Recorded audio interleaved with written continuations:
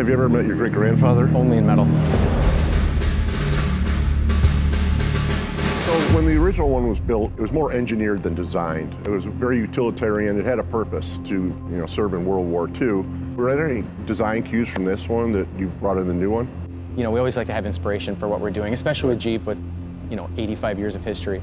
So I think the first one that always comes to mind is, of course, great-grandfather here.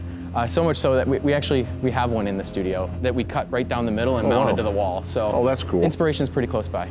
I think overall, the first thing you notice is the color scheme. So right. This is one of our newer colors we call 41. Right. Of course, in reference to this one. But I think like any good Jeep Special Edition, we really want to make sure it had a great tire, and we want to make sure it had super cool wheels. So right. I think this might be the first time we've done olive green wheels to match the body. And I really like these because they're kind of modern in a way that they're aluminum wheels, but they're retro in that they look like steel wheels. I love them. They really match the 41. And I love the interior. The fabric is, it looks like that military canvas, but it's not. Yeah, I'm glad you noticed that. We did a really good job of looking at the inspiration. I think the only thing we didn't get is that kind of iconic smell that right. That one there has. is that canvas smell in all military vehicles.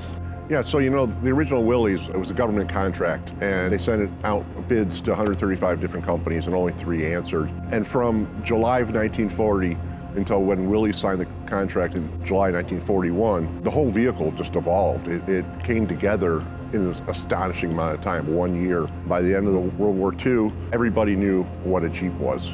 Correct me if I'm wrong. This could get dropped in a box and assembled in 4 minutes or less. Yes, that was part of the original design by the Army, that it had to have a folding windshield. They take the wheels and tires off and put them in a crate underneath the body and drop it on the ground, and guys in the Army knew how to pull it apart, slap the wheels on, and get it running. And they shipped them, not with gas, but they may as well have, because they were flying out the door with them. So the original vehicle, was mission ready when it hit the battlefield 85 years ago.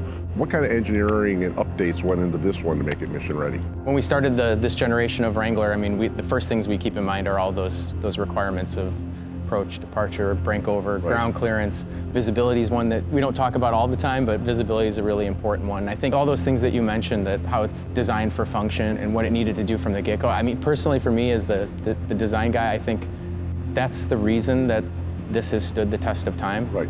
Pretty much design theme has been unchanged since the beginning. It's got to be a lot of pressure. This is an American icon sitting here, and you're, bringing it forward and bringing new generations forward. So, it's a lot of pressure on you guys. I think as long as we stick to the roots, that's kind of been my philosophy on it. As long as we listen to the enthusiasts, right. We honor the functions of off-road capability, I feel like we're doing a good job.